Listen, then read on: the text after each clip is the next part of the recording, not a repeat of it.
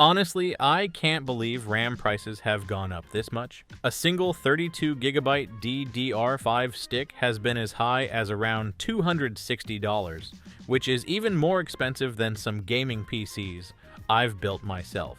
And the worst part is, PC part prices keep creeping up day by day, with no sign of coming down. So here's the question. If you had the money for one RAM stick, would you buy 32GB of DDR5, or would you build an entire gaming PC? Me? I'm going with the second option. I'm building a gaming PC that costs the same as that 32GB DDR5 stick. These are the RAM prices on Amazon. You can see just how high DDR5 has gotten.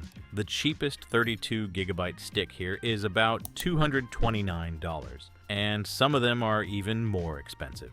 So my goal today is to build a full PC for $229, and if I can, I'm going to push it even lower.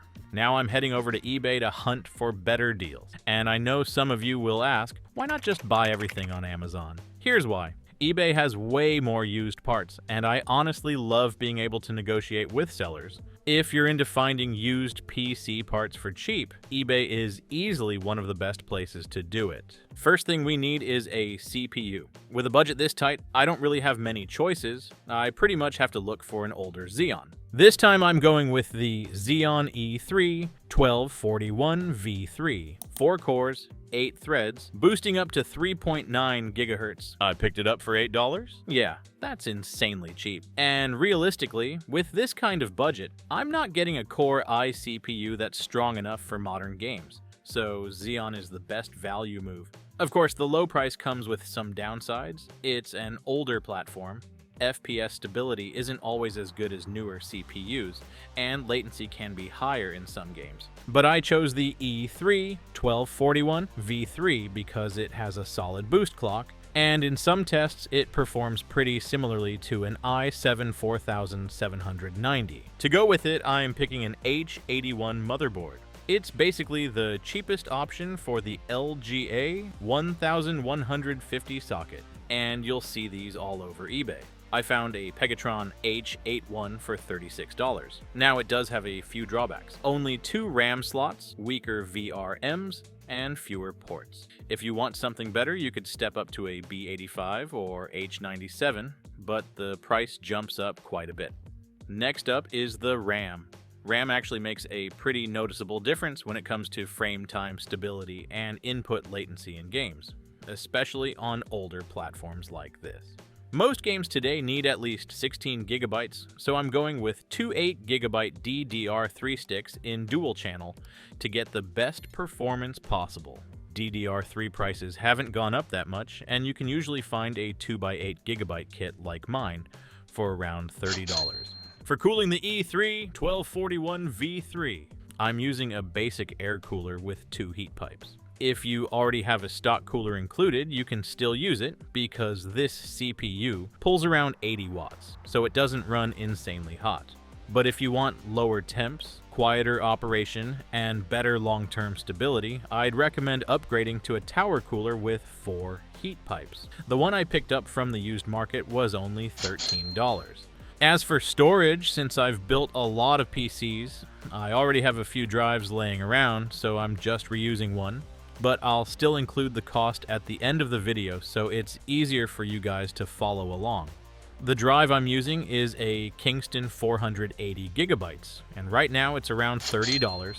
If you need more space, you can bump that up to 960 gigabytes. And yeah, Samsung and a few other brands are great too. But if you want a good quality drive, the price is usually higher. Now for the GPU, we've got 2 main options. The GTX 1066 gigabytes and the RX 588 gigabytes. On paper, they're pretty similar in performance. But in real-world use, I've personally found the RX 580 to perform a bit better overall. You could also step up to a GTX 1070, but it costs more and it draws more power too.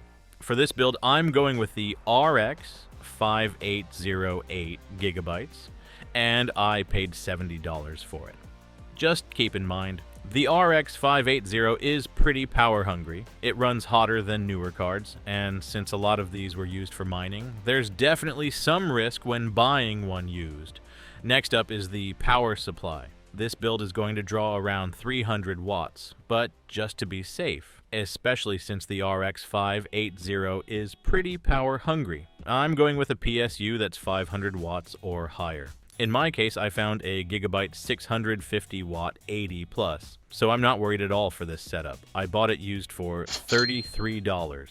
Alright, at this point all the parts are picked out, now we just need a case to put everything into. With a budget of around $299, there's no way I'm buying one of those fancy cases with dual glass panels and a bunch of RGB, so I'm reusing an older gaming case instead. I actually got this one from a friend. It already comes with 2 pre-installed fans, which is nice, but it's missing the side glass panel. If you want, you can buy used PC cases on eBay for really cheap. Now let's finish this thing up, and here it is.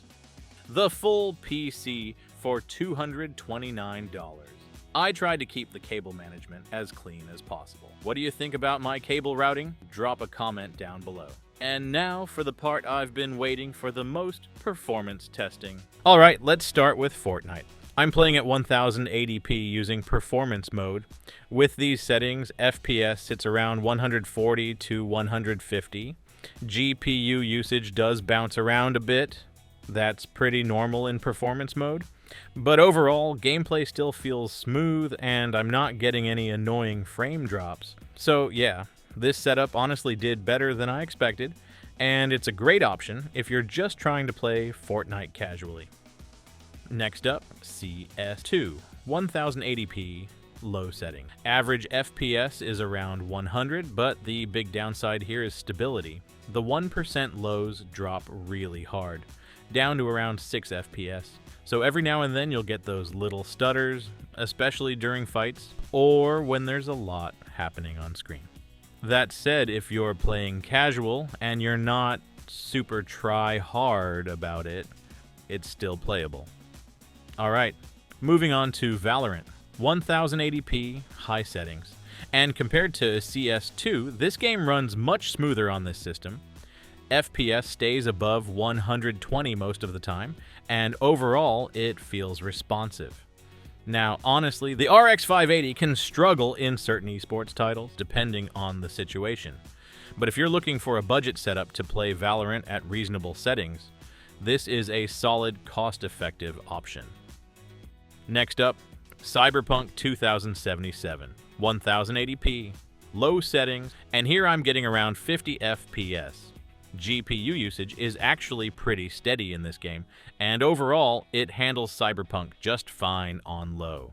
Nothing amazing, but definitely playable.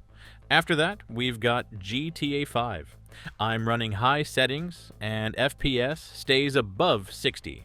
1% lows are around 43, which tells me performance is pretty stable. And one thing I really like here, even in scenes with lots of explosions and effects, frame pacing stays consistent.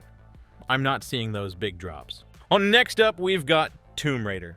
I'm playing at 1080p on high settings, and I'm getting right around 200 FPS. Now, to hit that kind of frame rate, the GPU is basically maxed out. It's running at full load the whole time. But even with the GPU pinned like that, I'm not seeing any noticeable drops or stutters. So that tells me this setup is actually pretty stable in AAA titles like this. And overall, if you're just playing Tomb Raider for fun, this build is a really solid fit. And finally, Minecraft with shaders on. And honestly, this one surprised me. In normal gameplay, it stays really smooth. FPS is pretty steady at around 53. So overall, for Minecraft with shaders, this build is actually pretty solid.